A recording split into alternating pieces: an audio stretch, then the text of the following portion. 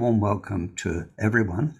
I've said hello to most of you, but I can see a few people still joining. So if I miss you, very, very warm welcome to this. And also a warm welcome to those who are watching this on YouTube.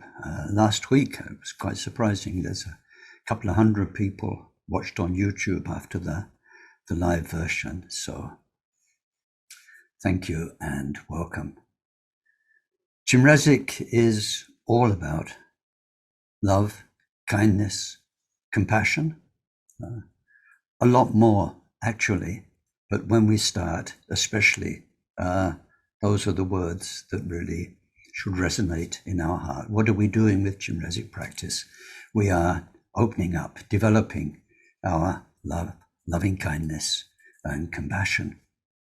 So it's very important we go into these teachings with a really best motivation you can manage. Now, our teachers always say this.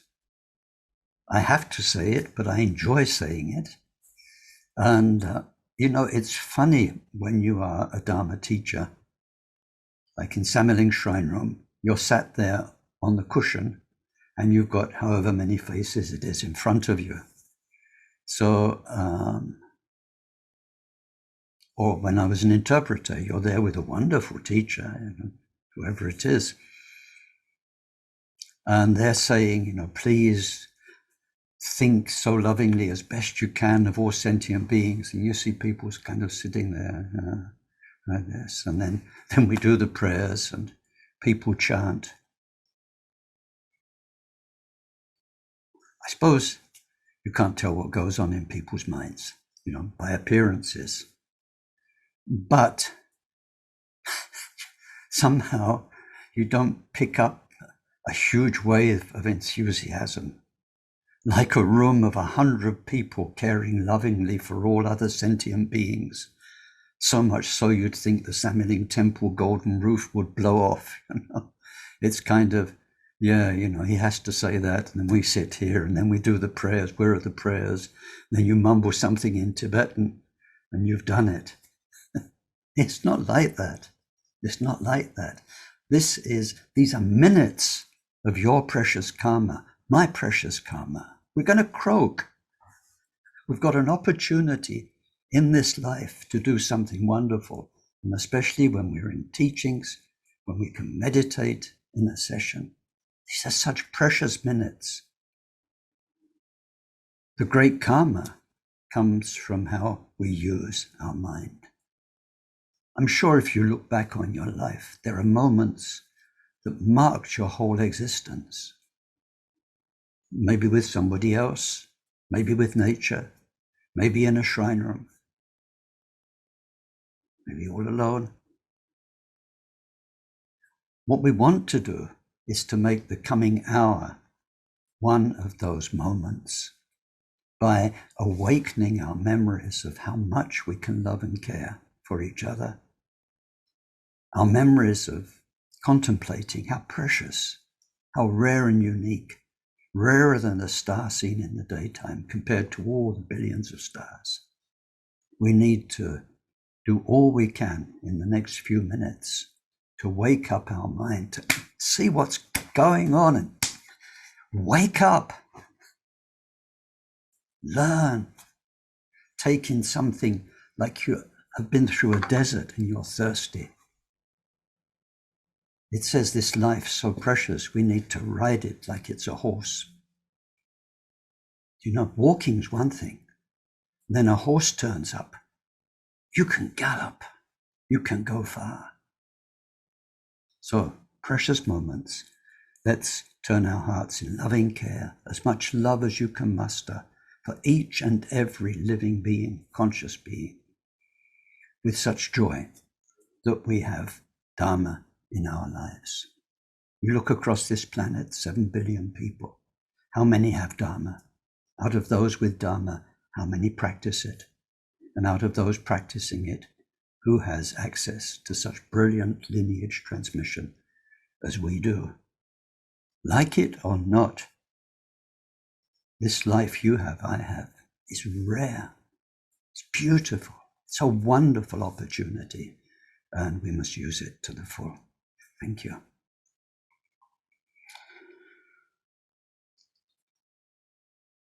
Sonje chodon soje chonamla chancho badu dane chapsanje dage jinso jipe sanamje drola penchira sanje drupara sho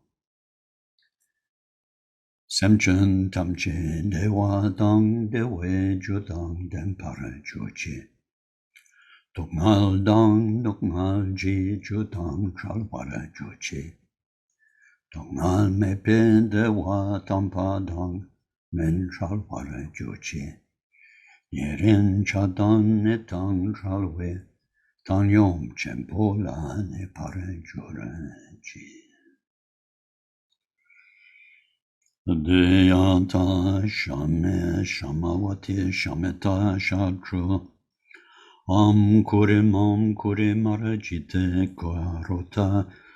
Ke yorite jowati olo yane vishuddha nyamale malapana ye kukure kaka grase grasana o mukhe paramukhe amukhe shamedawane savagraha bandhanane nigrihita savabhava pravadina vimukta marapasha savita buddhamudra Anugatita savamare putsarita parishude bhigashantu savamara kamane.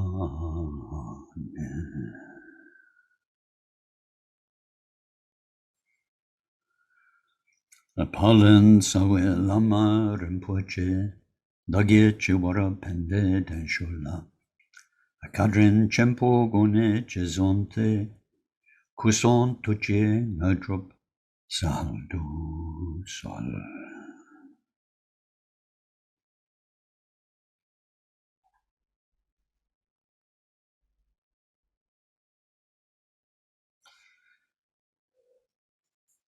Thank you very much.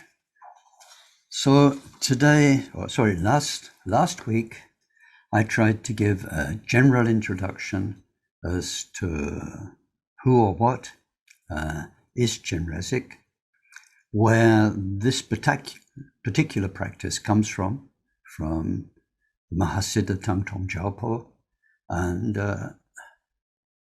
we spent some time with him because transmission is everything in Vajrayana. So the mind, the being of Tangtong Gyalpo, who gave us this practice, is very, very important. I didn't speak very much about the 15th Karmapa, whose commentary we use. Today, we must move on to the actual practice. And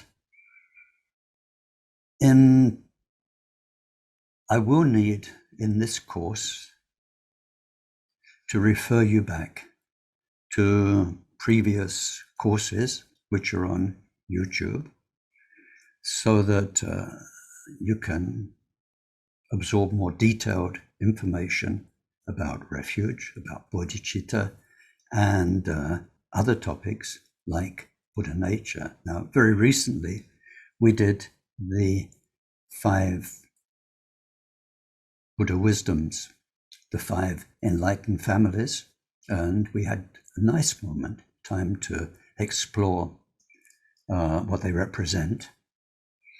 And most importantly, this idea we came back to again and again, which is that what is our true nature? That those 5 Buddhas in the 5 directions are the manifestation to each of us of who we really are and of what really is. Just now, a lot of the time, we can't receive that manifestation. We can't be aware of it because our mind is locked up in duality, in the power of the stream of our story. It's called stream of consciousness. So that's Ken's story, that's your story. It's all enveloping, very powerful. I mean, power is the word. It's like the ocean. And when you step out into a sea, it has the power to carry you this way and that way. So one word I want to hammer in today, to start with, is the idea of transcendence. We saw it in the teachings on the 5 Buddha families, that it's possible to use the mind poisons, the stuff that manifests in our stream of consciousness through our history, through our karma, through our past, to use that as a sort of, what do they call it, springboard. You know, sometimes in athletics, people come running along and then they jump onto a springboard so they can do something spectacular.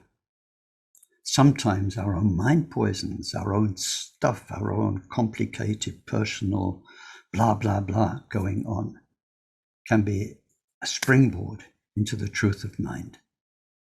And in those moments, we transcend. We can find the incredible forbearance of Akshobhya. We can find the understanding of sameness, of Ratnasambhava, and so on. So all of our Dharma journey is about transcendence.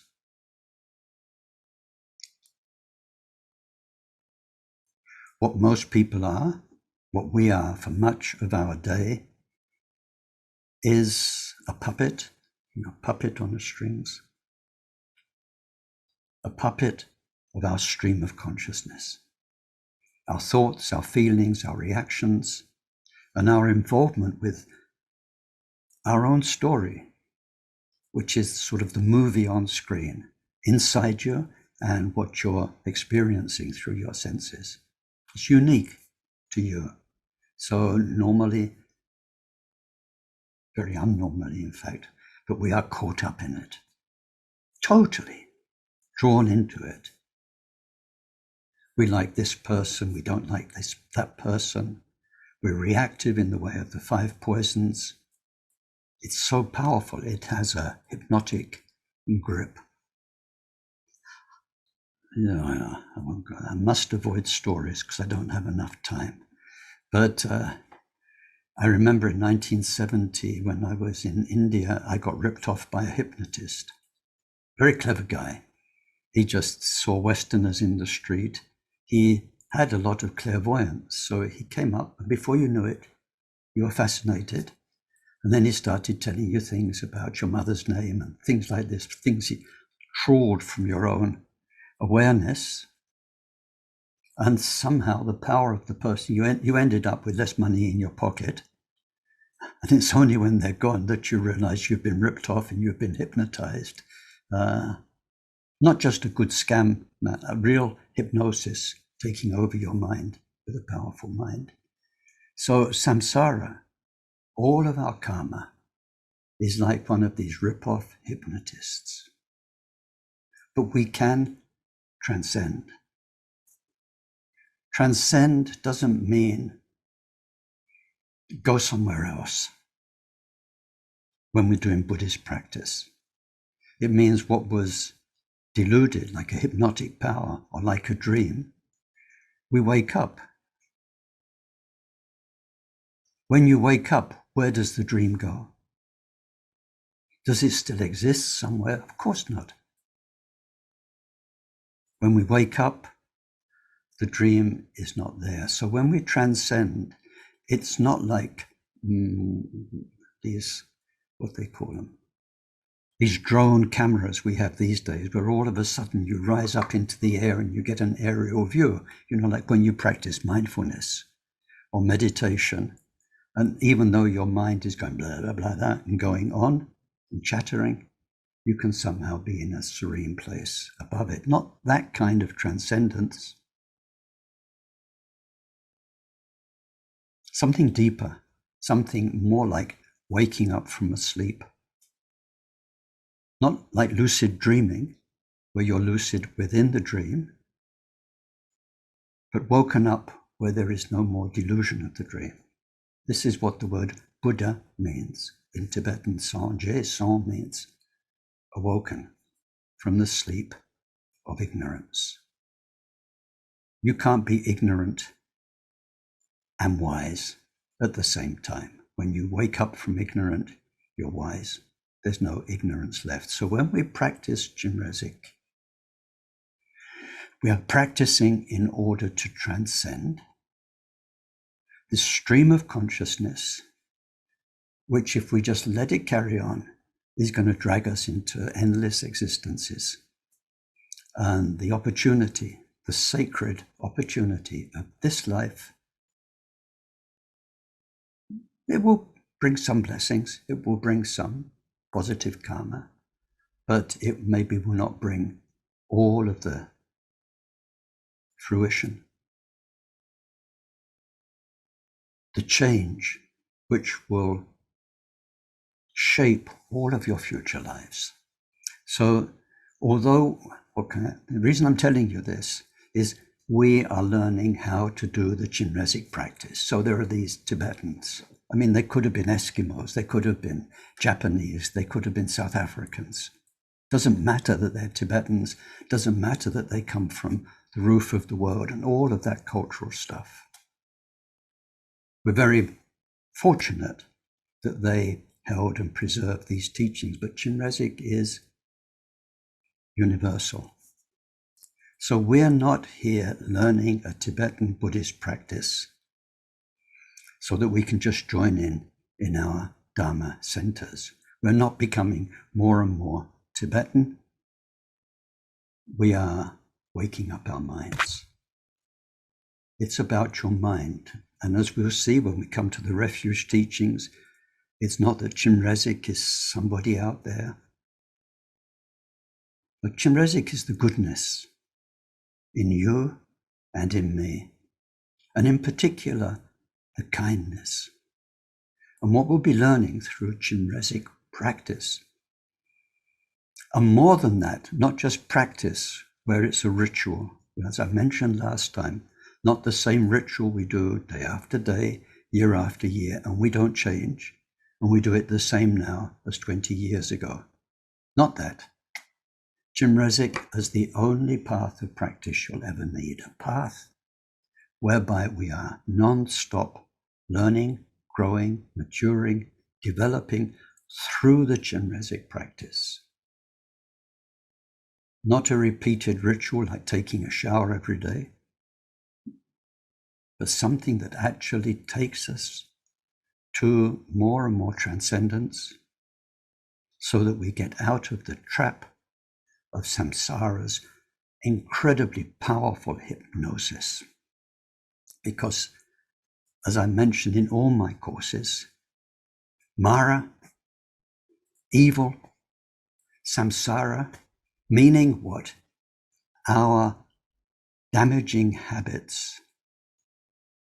Mara is a survivor. Mara has survived hundreds of thousands of lifetimes. Mara has spoilt our Dharma practice so often.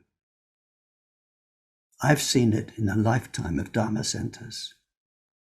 People blossom, they open up, they're so fresh and keen and they practice, but bit by bit, Mara comes along and the hypnosis comes, and Mara's clever. Our own samsaric habits. I mean, we could learn so much from their wisdom, how skillful they are. And once we see how skillful Mara is, then if you're on the bodhisattva path, you're going to be even more skillful. It's like learning martial art. You, in the end, have to beat up your opponent and not be beaten up by your opponent. We need to learn some nice knockout blows. So this is what we're doing. We must keep that in mind. You are working with who you are. It's not like other religions who've got a God out there, pray to Jesus, you pray to Shiva. We're dealing with the goodness and the kindness and the love that's in us. So with Chenrezik practice, we are learning to take everything to a place of kindness. And not just Ken's kindness. We are going to transcend. So it's going to be the universal kindness that's been there all the time. Like we saw in the 5 Dhyana Buddha families. It's there all the time. All we need to do is to tap into it. So the Chenrezik practice, to make it really work, then we need to take each stage of the practice as a path and take it deeper and deeper and deeper. And in particular, through the whole process, then there is an analogy which is said to be like a ring and a hook. I don't know if I can do that with my fingers, but you've got a hook. It makes me think of those arcade machines that you play when you're a kid, where you've got a hook that comes down and maybe you win a teddy bear or something if you can pick it up. So the Buddhas and the Bodhisattvas and our gurus and teachers are constantly giving us a hook. And what we need to develop is the ring of faith, the ring of trust. And then that hook can lift us up very quickly. The ring is not going up through its own power. It's a combination of something, huge blessing coming through the lineage from Tangtong Gyalpo. It can really help us, but we need to maintain the ring of faith. Otherwise, if the ring breaks, then the Buddhas are blah, blah, blah, and the Bodhisattvas and our gurus are blah, blah, blah, wonderful teachings. But there we are, nothing happening. So the ring of faith, especially within our Kagyu tradition, is very important. So I must get on with the detailed instruction, but I would like to share with you first something. I think I shared some last week. I can't remember, to be honest, but I'd like to share today. So if I'm repeating myself, it's a wonderful thing to repeat, so please don't be angry with me. It's from Patrul Rinpoche. Now, remember, Patrul Rinpoche was a great Dzogchen master. So all those deep teachings, and Mahamudra master. In all of those, he lived not in monasteries, but in the wild, like Milarepa did. He has the respect of all the Tibetan traditions as being, in recent times, one of the greatest Buddhist examples, masters, teachers. So he wrote much about Chenrezik because he realizes that this simple Chenrezik practice has everything you'd ever need.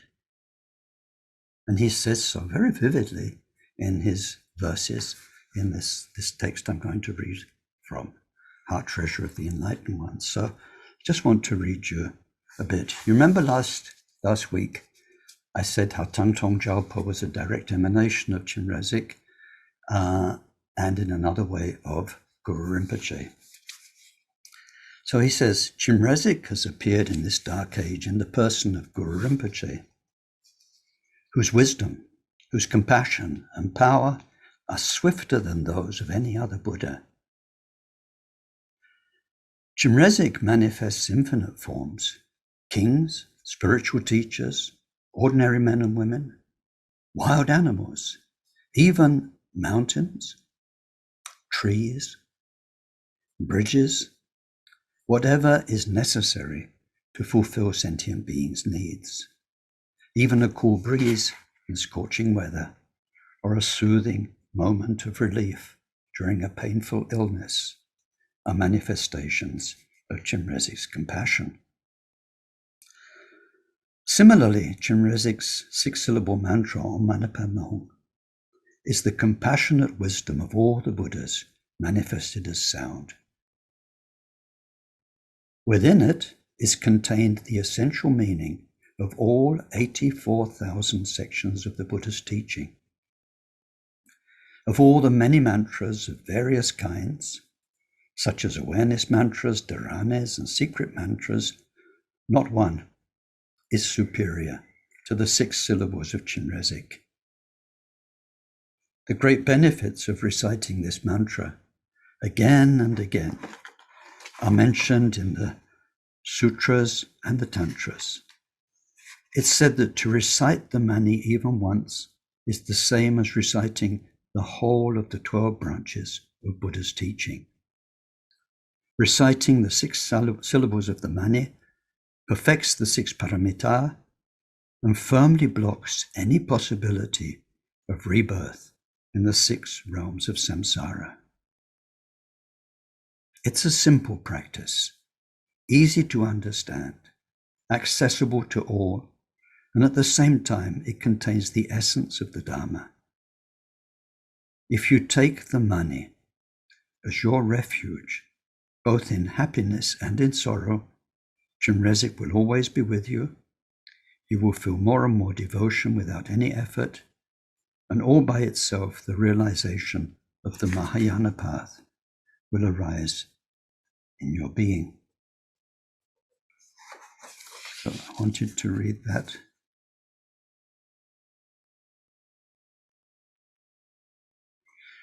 We've read a lot of books. We've heard a lot of teachings.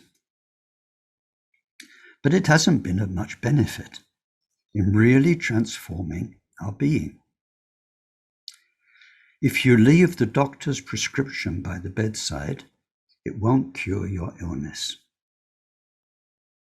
So, turn your mind inward. This is what we're learning.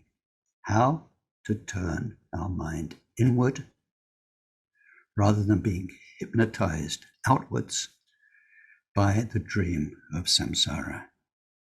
So turn your mind inward and ponder deeply the meaning of the Dharma until it permeates your whole being. This is why Patrul Rinpoche says, whatever I know, I've left it. Theory. It's no use to me now. Whatever I've done, whatever I've spent on this life, it's no use to me now. Whatever I've thought, it was all just delusions. No use to me now. Now the time has come to do what's truly useful, to recite the 6-syllable mantra. Like waves, all the activities of this life have rolled endlessly on, one after the other, yet have left us empty-handed. Myriads of thoughts have run through this mind, and each one giving birth to so many more. But all they've done is to increase our confusion and our dissatisfaction. Wouldn't it be better to meditate on the essence of the teachings and recite the mani? As we are now, bogged down in a swamp of habitual tendencies,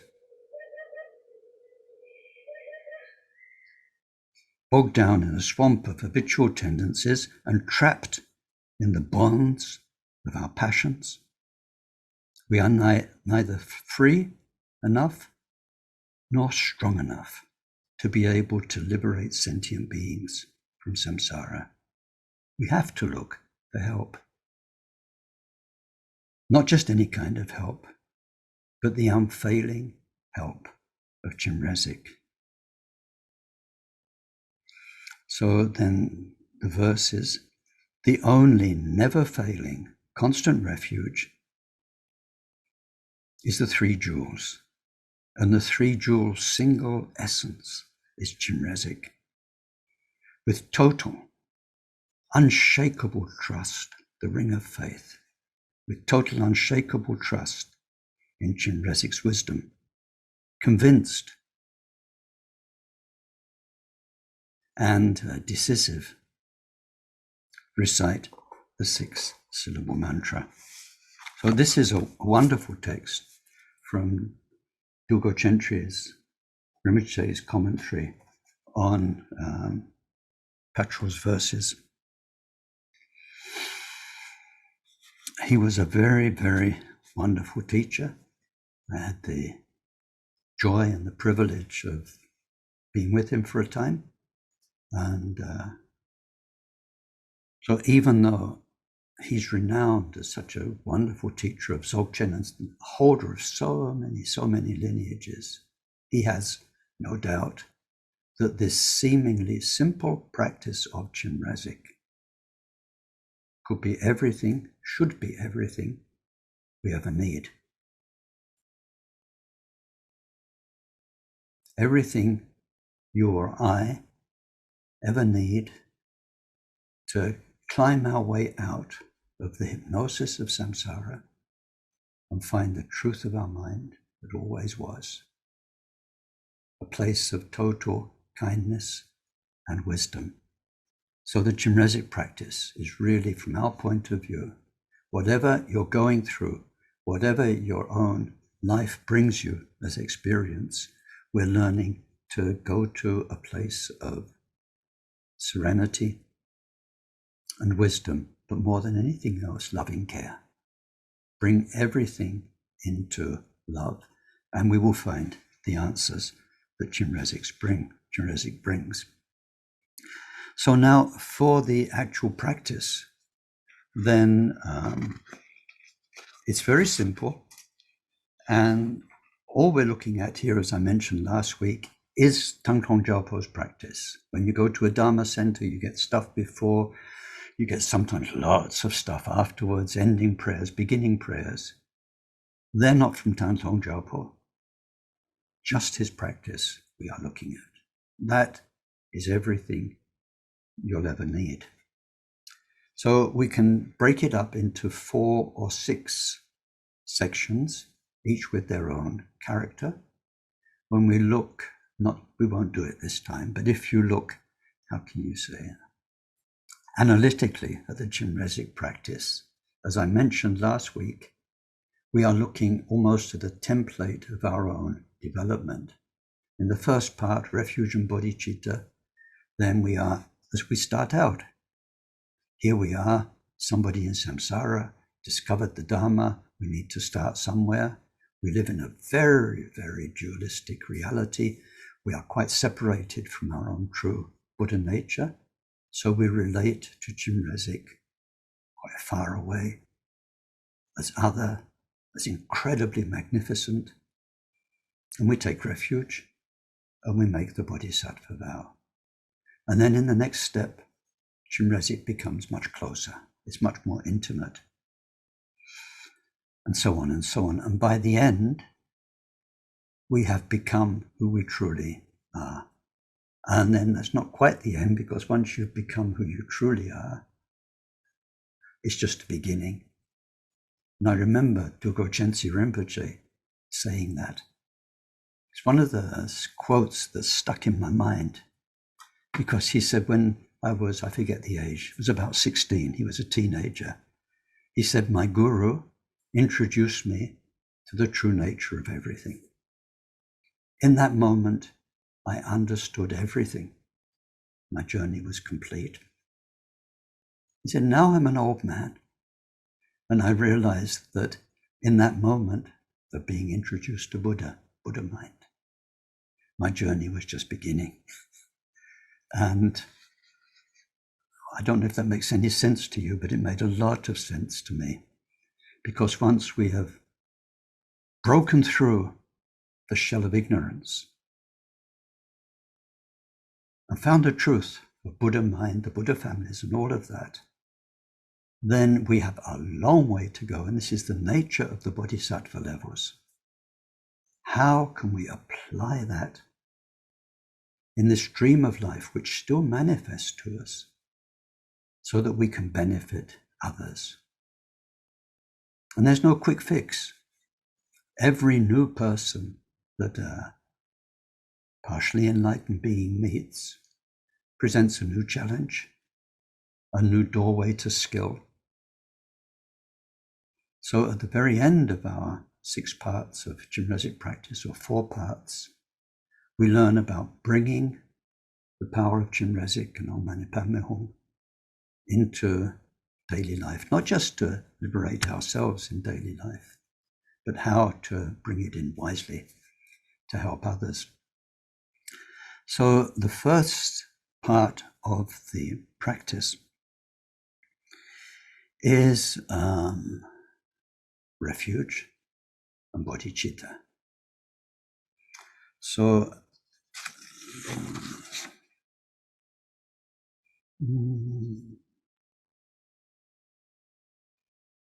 I have to give you a transmission.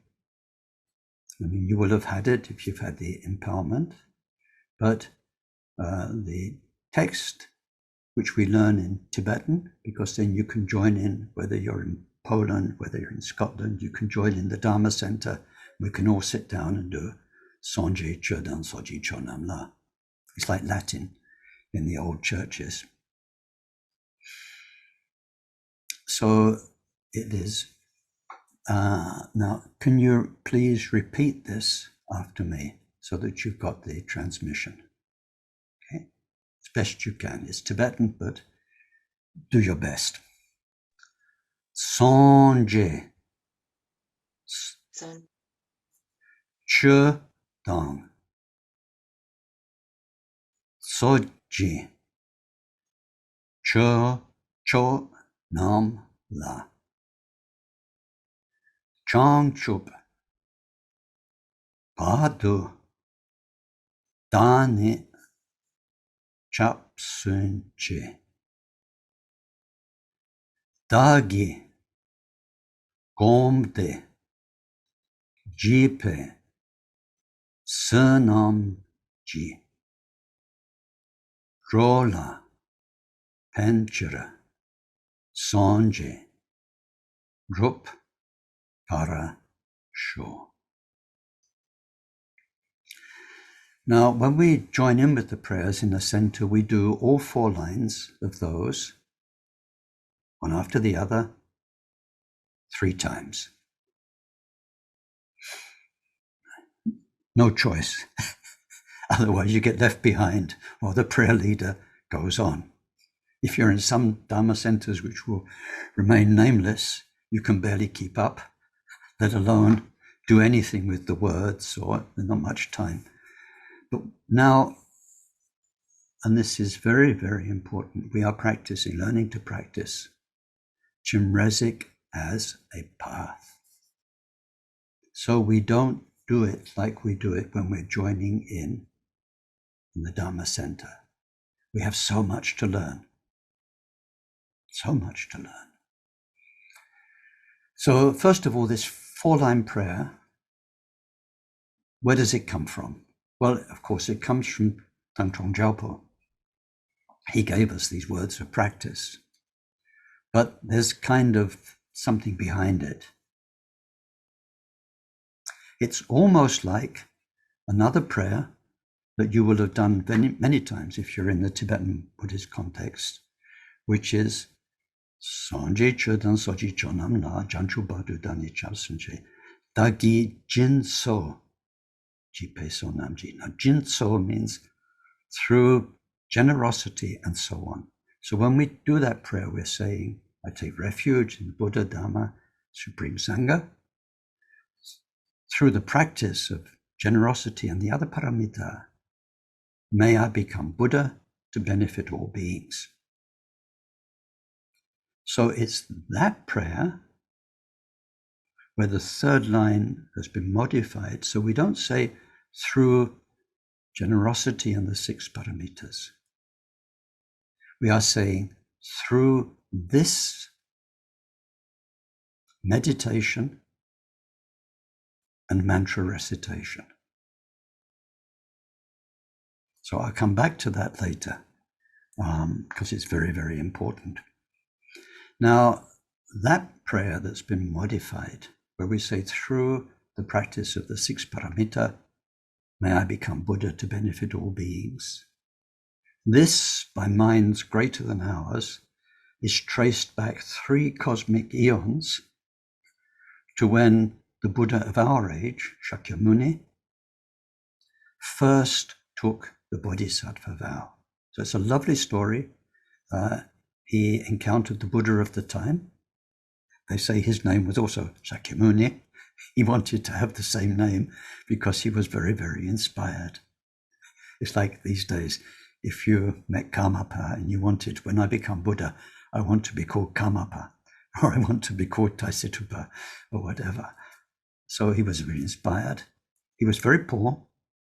He said he didn't have money to make big offerings, but he gathered wild vegetables and made a soup to offer to the Buddha.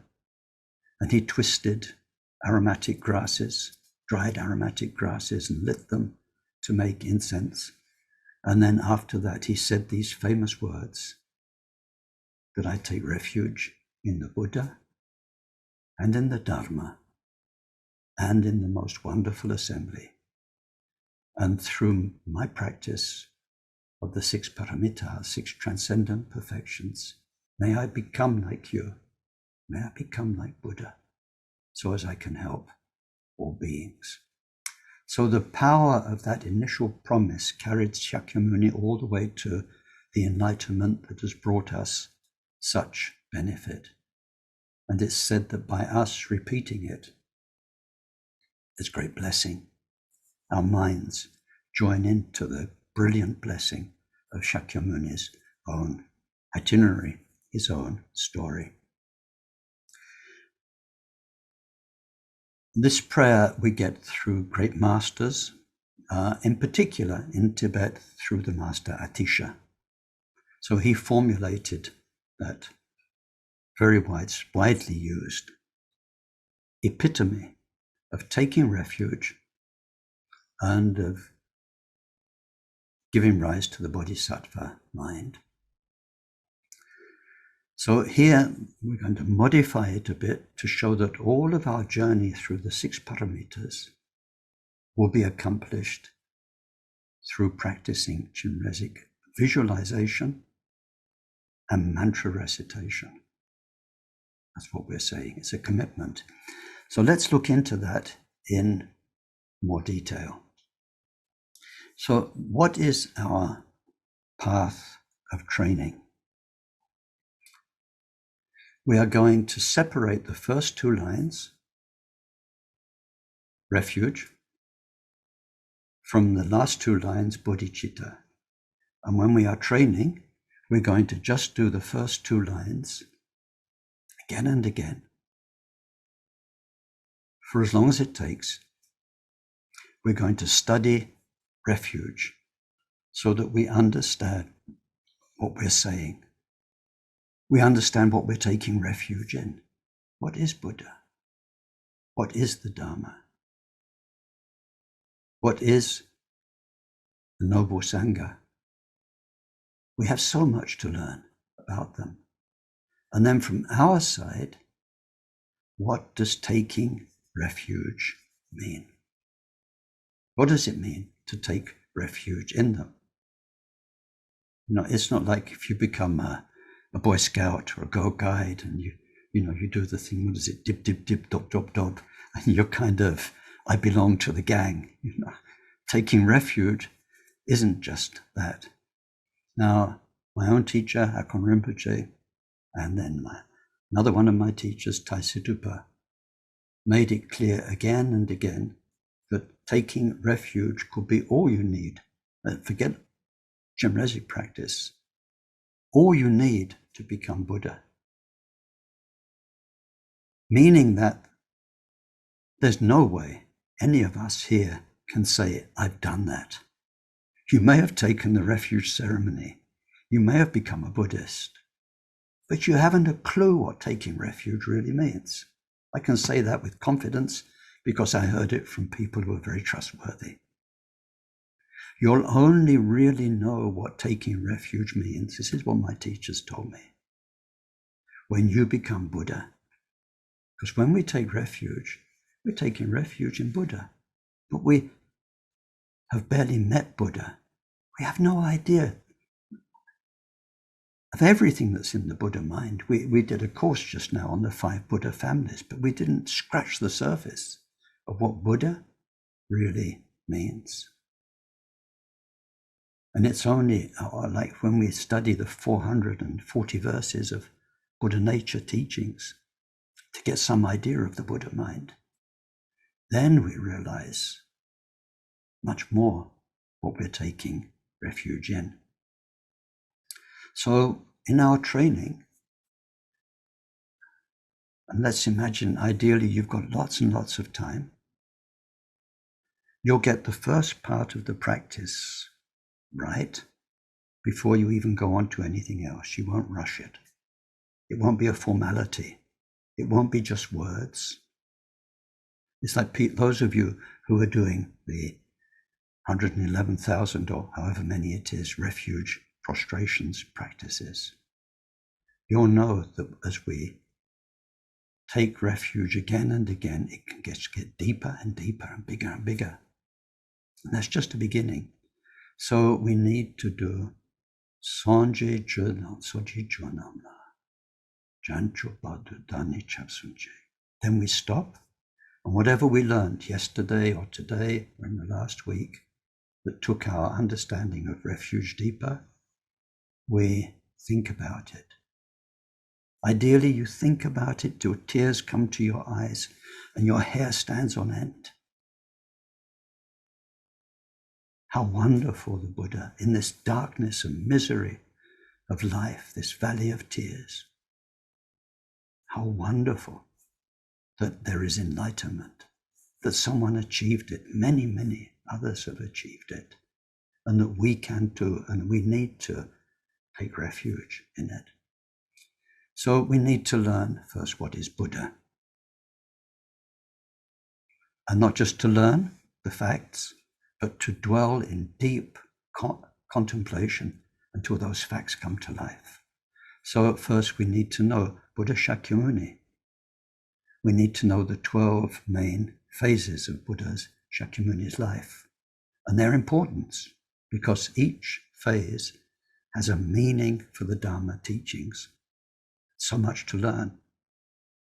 So the historical personage of Shakyamuni Buddha, we need to learn. I mentioned, I forget when it was, in recent weeks, how his life was so exemplary. He had everything, the fame, the beauty, the worldly knowledge, and so on and so on.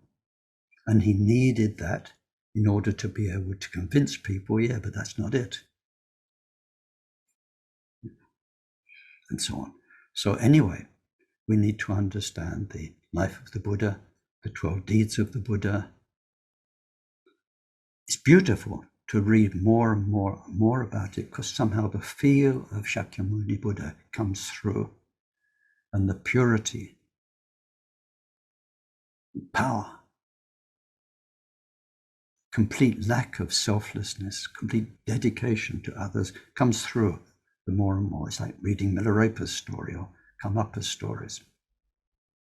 So first, we have 3 levels of Buddha to understand. First is the historical Buddha that we're taking refuge in as our teacher.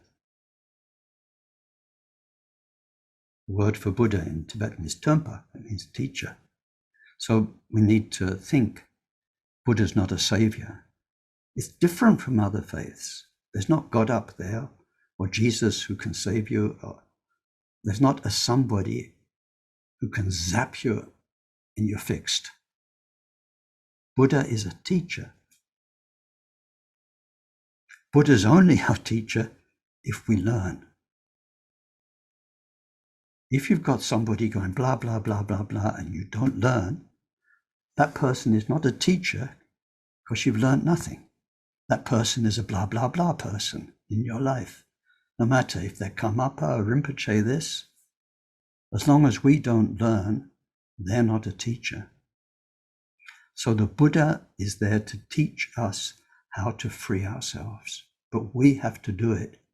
We have to learn how to do it, then we have to actually do it. Buddha can't. do it for you.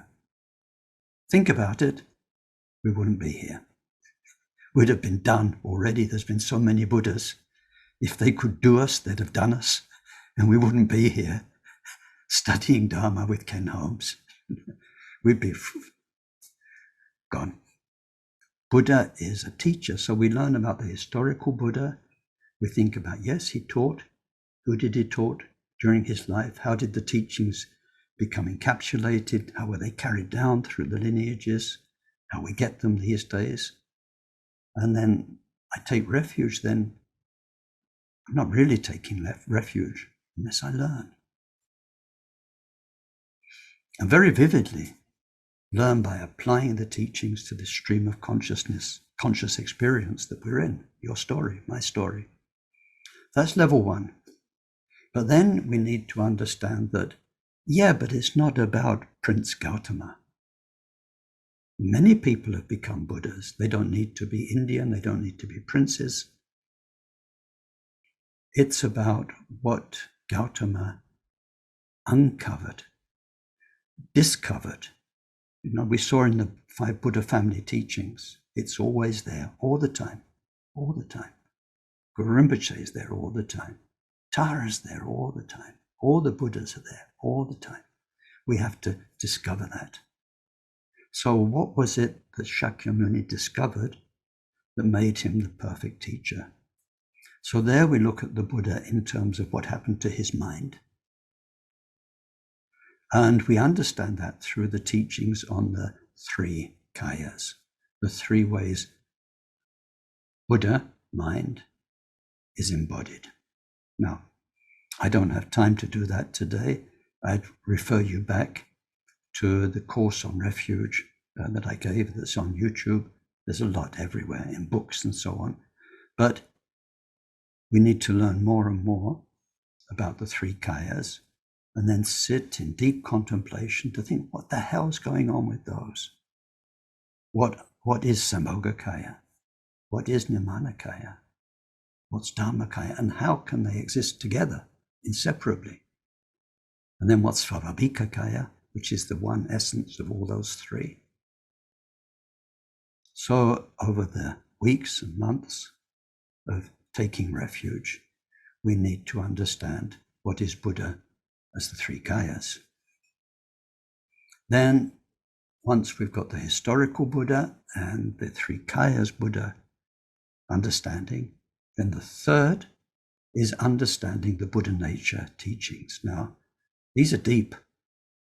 They're very, very tricky because Buddha is beyond any expression. So it's kind of giving us endless clues.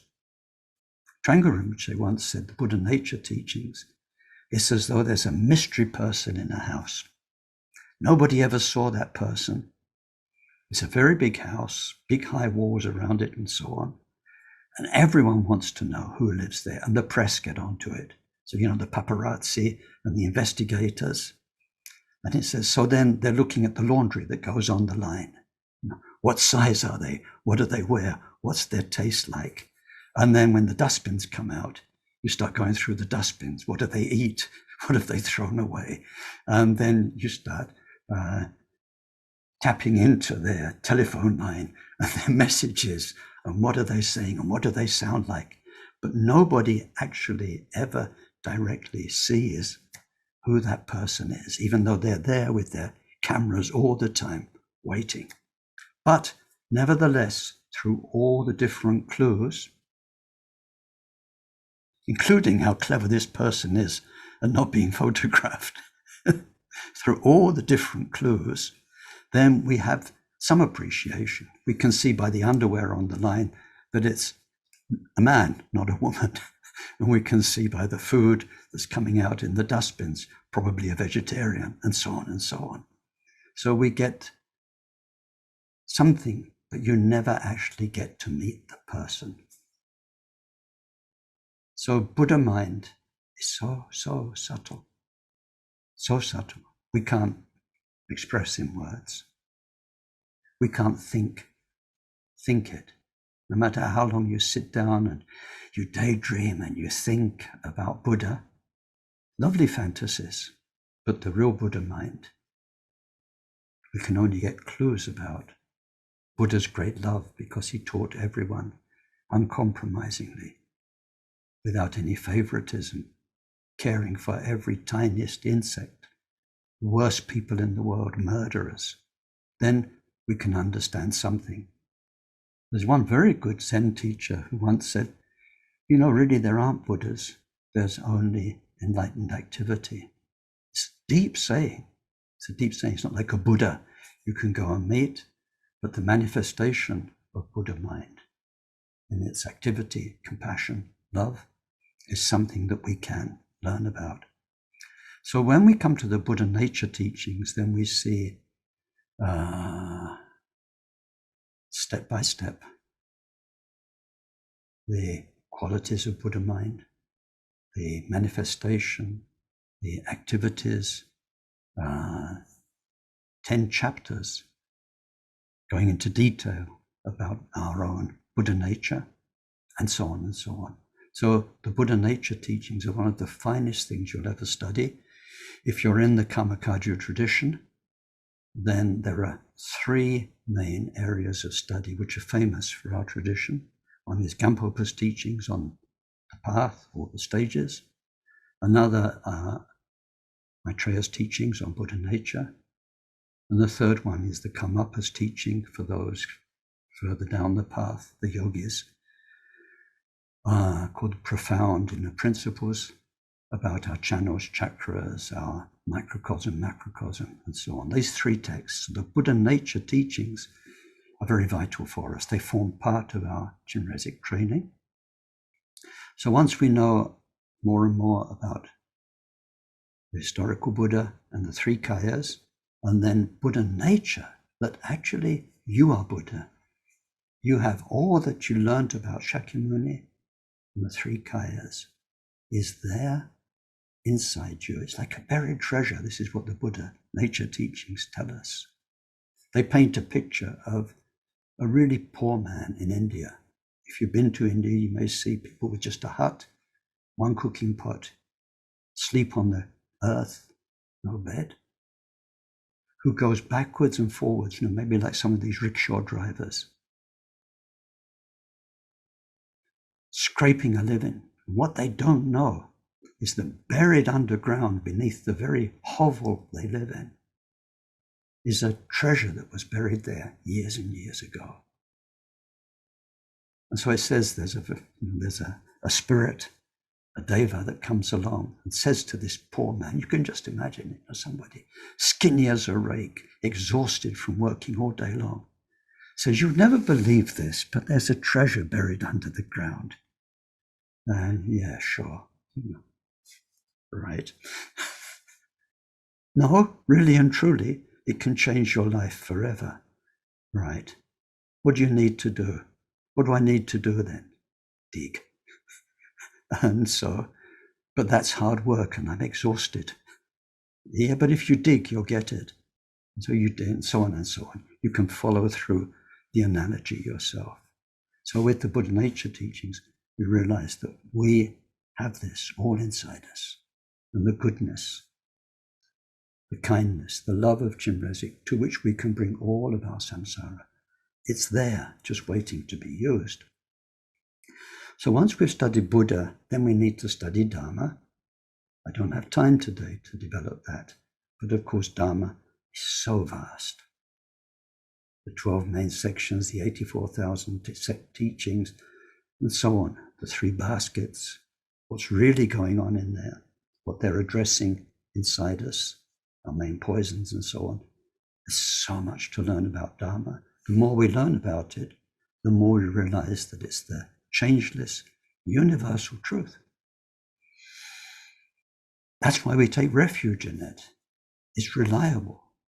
It's not impermanent. It's not going to deceive us. It's pure.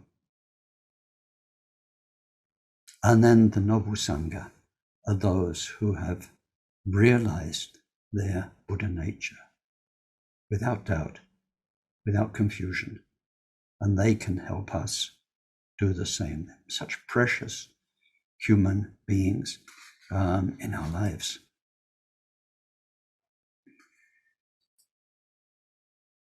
So we need to learn about Buddha Dhamma Sangha. So we do this when we're training. Sonje Chudon Soji Chonamla. Jancho Buddha Dhamma Soji. And then we stop and we think about one of the refuges. We take it deeper. We feel the appreciation coming in us and the fact that we really do need to take refuge. And then we do Sonje Chudon again and again. We go to Dharma and the Sangha. And then the next day we learn more, we study more, we make it deeper. So that's about what is called the field of refuge. And so then that's the field of refuge that we take refuge in. Then how do we take refuge? What is taking refuge? Now, I know this is why I'm trying to send you to the other teachings. I don't have time today to tell you what I'm really longing to tell you about. What does it mean to take refuge? You need mindfulness first. You need to be mindful of who you are and what your mind gets up to. And where do worldly people take refuge? What does taking refuge mean? It means what you put your trust in, what you admire, what you revere, what you invest your time and your energy in. That is taking refuge. For some people, it's money, it's career. For some people, it's power and reputation. It's what they're totally invested in, what they admire are the really powerful people or the really rich people. Or it's in human relationships, boyfriends, girlfriends, all that kind of stuff. And so there's an ideal somewhere that you're trying to attain, you'd like to get. You keep trying your luck. Sometimes something works, sometimes something doesn't. But and this is all over the planet. Look around. In all cultures, whether people are rich or poor, this either looking for a soulmate, a partner, or looking to make a family, it's kind of what counts. For many people, they've got a job, okay, it's their job. They might not like it, but they do it. And life comes and goes, but somehow that value is the main thing. There's the family, or there's the person you love. And somehow, good times, bad times, you go through them together. So we look around life, where people invest themselves, what they really revere as valuable.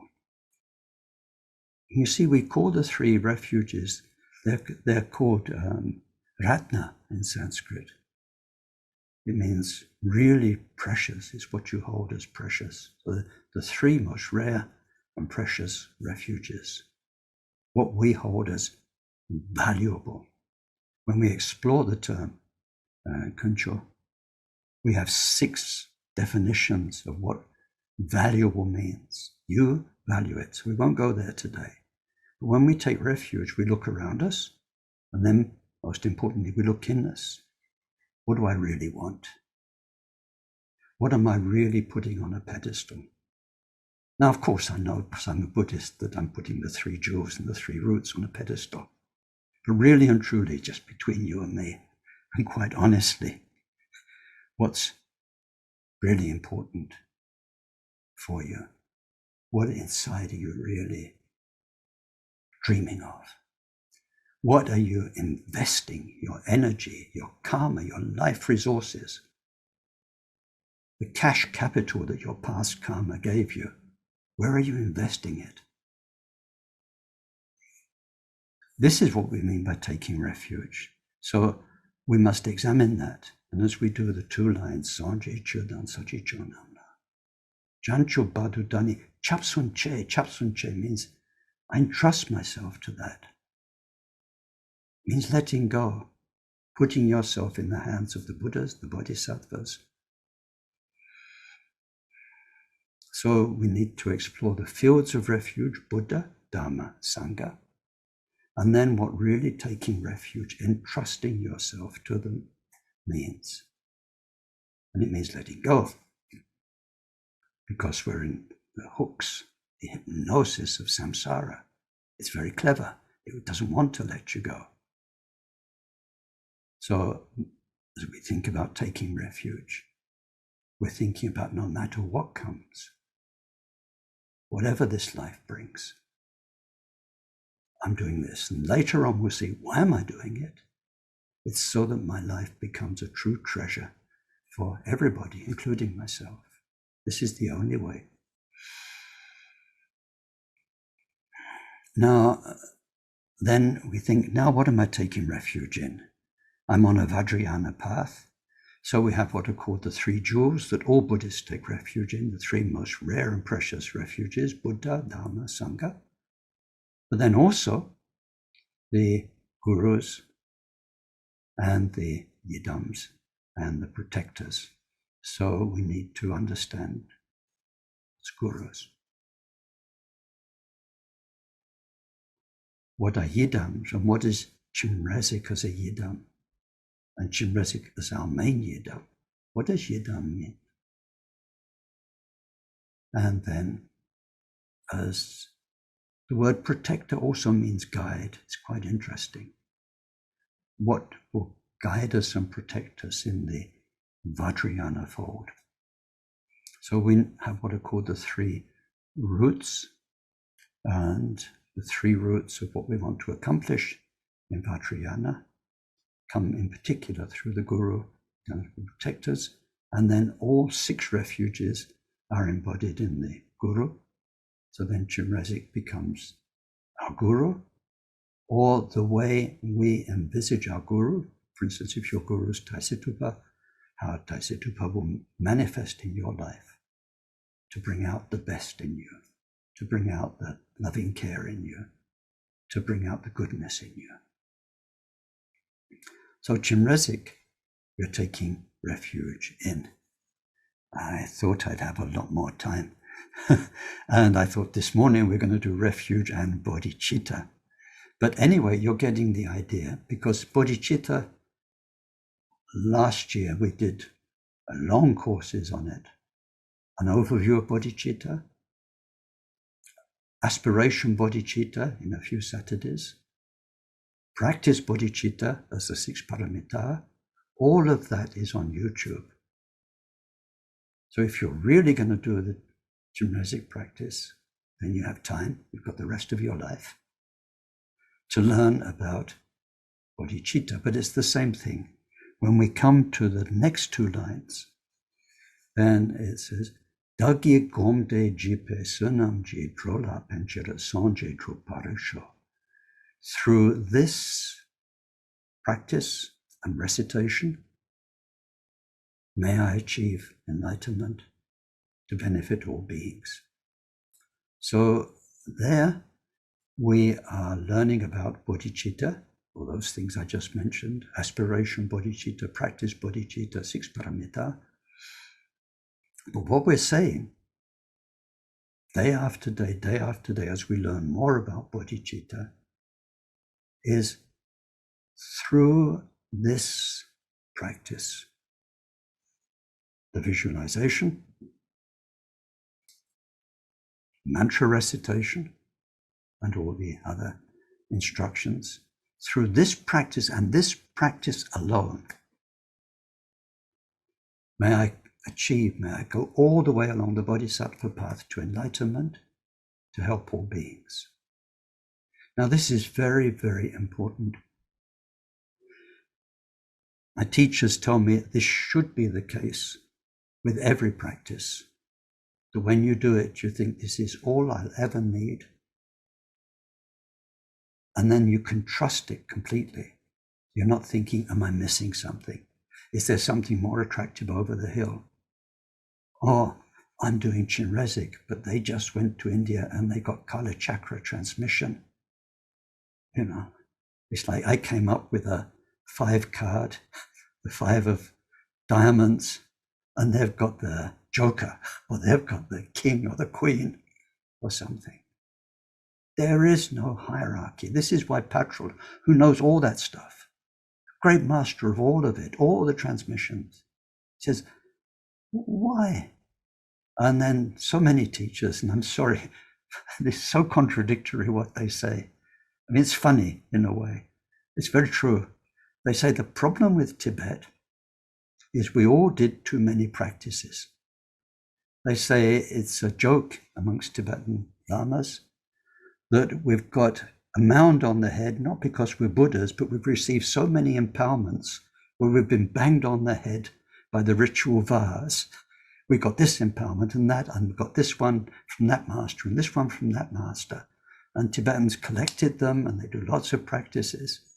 And they say, but in the old days in India, in the time of the great Mahasiddha, then the reason that they became Mahasiddhas was they did one practice and one practice alone, and they took it through all of its depths to the end. Now, of course, being a cheeky Westerner, especially when I've been the interpreter for a Lama saying that, because quite a few of them, like Trungpa Rinpoche and so on, they've all said that many times. You want to turn around and say, well, then why the hell don't you just do one practice and one practice alone? Why don't, why? But, it's different. It's not that they're wrong. I leave you to think about it. There's no conclusions for me to draw, but certainly without any doubt, they point that comes a time you need one practice. And it's part of taking refuge understanding too. Maybe all the different paths and all the different lineages and even other religions, maybe they lead to the same place. Maybe, we don't know. But at one point, you have to pick one and really do it. It's like you can't ride several horses at the same time. Maybe if you're in a circus for a little while, but the two horses are very, very similar. If you're at an Indian taxi rank and you're going to go a long distance, you've got to pick one. You've got to look at the driver, look at the tires, and think, I'll go in that one. But you can't go in two taxis at once. And the only way you're going to get there, you have to pick a taxi and go in it. Accept the ride. So anyway, metaphors. But so bodhicitta,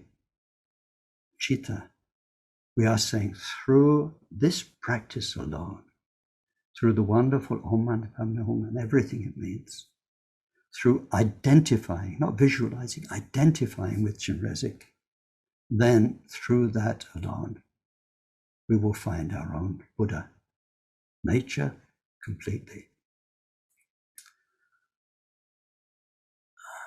So we're almost going to stop there. I want to introduce one more topic for you to think about, because I sent you homework last week.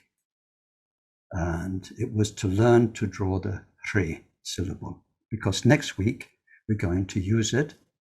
By next week, I think it's next week. Yeah. Anyway, the next session on Chenrezik, because we have a break for Tonglen, the first Saturday of the month. You'll need to know it. Now, I think there are many people, Buddhists, who've been doing Chenrezik for decades. And if I gave them a pencil and paper and said, please draw me the Hri, they'd be embarrassed. They want to look in a book to make sure they've got it right. And I'd want to say, being a very cheeky and nasty bit of work, what have you been doing all these years?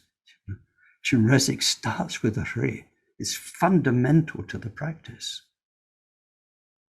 So you need to learn to draw Hri. Then after that, Om Ahum. You see, this is a path. It's not that difficult. There are only a few simple shapes. Something in us resists. That something in us that resists learning like that is very, very interesting. Mara has a hand in there. She gives you, or he gives you, whichever way you see Mara, a reluctance, a resistance. And the fact of making yourself learn is a huge merit. You see, if you can attune your mind to these shapes, you're doing like you're doing now. What happened when you came to this Zoom conference? You clicked on a link and it brought you here. You could click on any other link and you wouldn't end up here. You wouldn't be in this teaching. You wouldn't get it. Our way to join with Tangtong Gyalpo's mind, the 15th Karmapa's mind, all of the minds that became beautiful minds because of Chenrezik practice, is through the syllable Re. That's our link. That's how we attune ourselves. We enter into harmonious vibration with something. So we must learn it. And then the Om Ahum, and then Om Mani Padme Hum, because for the rest of our life, when we visualize Om, Om Ma, Om Ni, and so on, we'll be doing so much work with it to purify our minds, to close the doors of rebirth to other realms, to help other sentient beings. We must know the syllables, so please be assiduous. Now, the topic I wanted to introduce, just briefly, we'll come back to it, is true for any Vajrayana visualization, practice, any of them. And it is that we need three things. We can make it nice in English because they sound like a team of three things. Clarity, purity, and certainty. The clarity is we learn to imagine. I won't say visualize because people vary. Some people can make a visual image in their imagination very easily. Some people are amazing at it. They are very vivid. Some people find it so hard to visualize. No matter trying for years and years, they can't, but they can feel. So they're imagining, that, for instance, Chenrezik is above your head. They can feel the Guru's presence, the love and compassion, and so on, but they can't necessarily put the visuals on. And it doesn't mean that they are handicapped. People are different. So the clarity is like shamatha, where our mind is focused undistractedly on one or another quality of Chenrezik. So if it is the visuals, it could be the eyes, the hands, the jewelry, or any part of the visualization. But if it's not visual, then what that feels like, what that represents, is held in the mind without distraction. So that is called the clarity. It's a very beautiful shamatha practice. We learn to be in one dynamic place rather than one static place, like if you have a candle flame. Clarity. Purity means we know the inner meaning and feeling of what we're visualizing. So let's take Chenrezik's 4 arms. These are the 4 limitless contemplations: endless love, endless compassion, endless joy, and endless equanimity. Transcendent joy, not ordinary joy. They're very real things. They're very real things. So Chenrezik's arms are the embodiment or the manifestation, the representation. So the purity is knowing more and more about the Buddha's equanimity and love and compassion, and feeling those in the arms that hold the rosary and the lotus and the wish-fulfilling gem. So the purity is knowing not just the symbolism, the real feel, the real meaning of what's going on. Then the last thing, certainty, sometimes translated as Vajra pride, cert just means certainty, is that you are rock solid, certain that that's who you really are. Chenrezik is the real you. And all that's visualized with so much meaning. There's so much meaning in how Chenrezik is embodied. That's a wonderful graphic of what you really are. So we come to that later. I just wanted to introduce this threefold thing about purity, clarity, purity, and certainty as our training. So let's leave it there for today, and let's dedicate whatever was useful, whatever was worthy of dedication in our session together.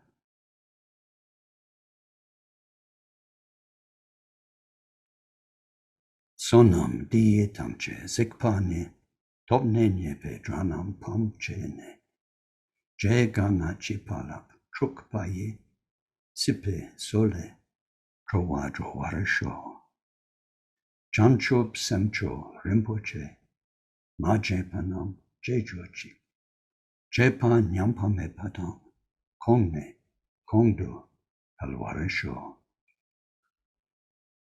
Gewa diye nyoto da Chenrezik drup jone Drowa chikjang malupa Deye sala kabharasho